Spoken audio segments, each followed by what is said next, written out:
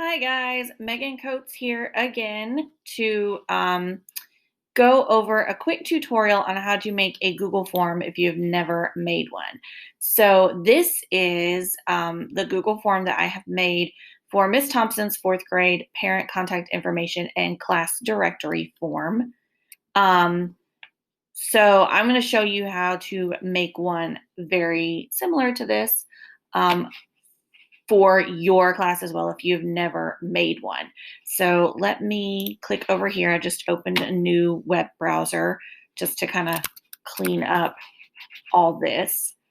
And actually, I'm going to minimize that. Okay, so now I've got my web browser, and right back here, I've also pulled up a copy of the class directory paper form that you guys can use. And I'm just going to pull basically all of this information right here and put it into this Google form. So if you have a Google account, so if you have a Gmail account, basically, you can just go right up here to this, they call it a waffle, and click.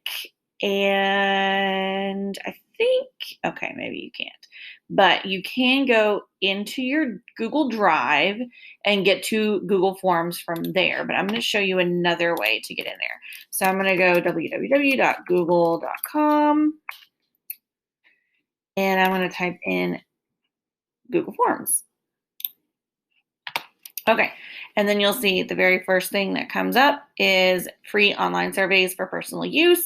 And I'm going to click that one. And it says these are all of the Google G Suite options that they have. So Google Docs, Google Sheets, Google Slides, and what we want is Google Forms, and it's already here. So you want to click Go to Google Forms. And this will also pull up basically every single Google form that I have ever made, but you are going to make a new form. So start a new form, click blank, and here it pops up, untitled form. So you see up here at the top, it says questions and responses. So once you start getting responses, you can just click here and it will give you a list of some of the responses. Now, you want to give a name to your form. So just like on mine, I called it Miss Thompson. We're just going to make up a name and we're going to say Miss Smith's second grade class directory form. Okay. And then over here, I'm just going to take this paragraph right here and I'm going to copy it. And I'm just going to paste it into the form description. Don't reinvent the wheel if you don't have to. One thing I do not like about Google Forms is it does not give me a way to bold text, which is a little bit frustrating, or it didn't last time I used it. Yeah, it's not giving me that option. So normally I would bold this sentence right here, but it didn't. Okay, so the first thing is these permissions right here, okay? So untitled question, I just called them permissions.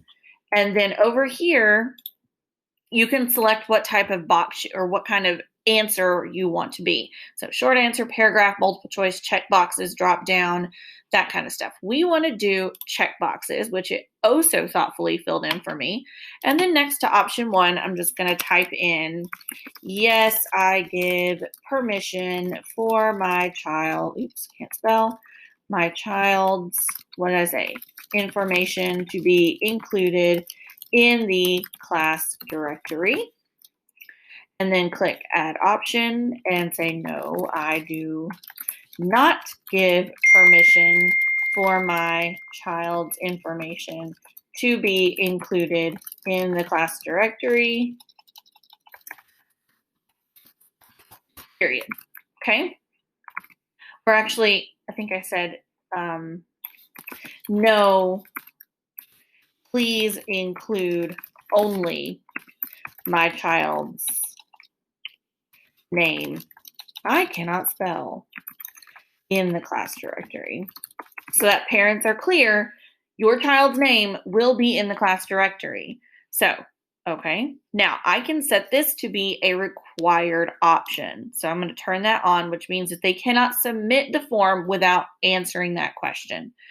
Okay, so now I want to add another question. My next one is child's name. So that what I put? Yeah, child's name. So add question. And then you just put child's name. And then again, it automatically just figured out that I wanted a short answer field. But if not, you can go over here and do that. I made that a required one too, so that I at least have the child's name. Then I have child's birthday. Add that.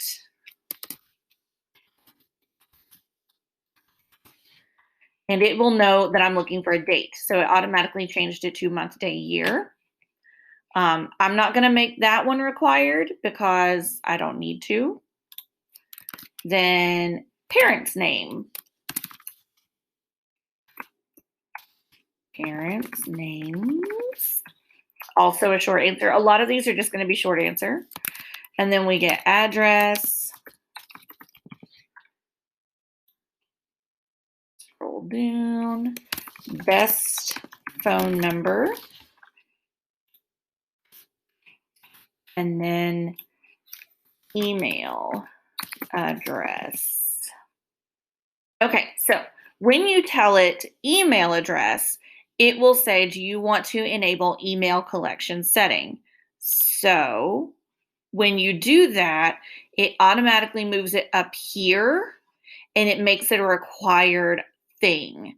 So parents will need to give you a valid email address in order to complete the form. And then, okay, so then down here, we have this set of things that are things that parents may want to help out with or want more information about. So those can be check boxes. So, that was my fault. So if you accidentally add a question in a place where you don't want it, you can just grab it like right here and click and drag. And so I'm going to put this at the bottom. Toot toot. Here we go. Now I'm going to tell it I want check boxes and see if I can just copy and paste. Copy, paste. There we go. And then so option 1 was yearbook committee. And then option 2 was faculty appreciation / teacher appreciation week. Class parties. And I put December and May, so parents know when that is. And then I did give an other option. So if people want to click that, they can. Okay. So now the form is basically ready to go. And you're like, okay, now what do I do with it? How do I get the link so I can share it with parents? Because you cannot share, there we go. You cannot share the form from here. You have to share it from over here. So first let's deal with responses. Okay, so responses. If you want to, first you need to make sure that accepting responses is turned on. This is on, that is off. See, it says not accepting responses. So that is on. So that makes sure that when you share the link, people can actually fill out the form and submit it. If you want to be able to dump all of your responses into a Google Sheets spreadsheet, click this right here. It says create spreadsheet. Click it. Create a new spreadsheet and it will automatically label it as whatever you have labeled this. Click create. And there it's opening it up for me. See, and all of these, it timestamps it. It gives all of this information, all of the fields that you put in, it automatically populates them up here at the top of the screen. So then you can just pull that information and use it to make your class directory. So it's very organized for you. Okay, to share the link with people, you need to click this little eyeball right here where it says preview.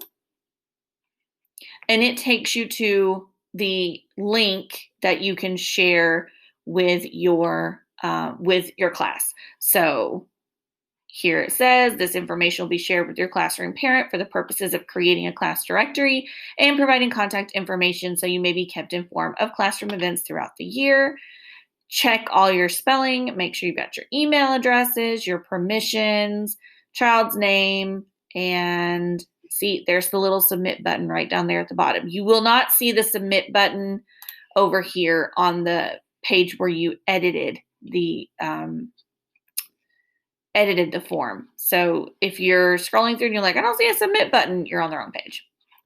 So here it is. And then you can just copy this link right here and send that out to your teacher and your class to fill out. So it's not hard. You do need to have a Google account in order to make a Google form, obviously. So if you do not have one and you don't want to create one just to do this, then see if you can get maybe somebody else in your class who would be willing to do that, or talk to me, and if nobody else is willing to do it, then talk to me and we'll see what we can do. I hope this has been somewhat useful. Everybody have a great weekend, and I will see you later. Bye.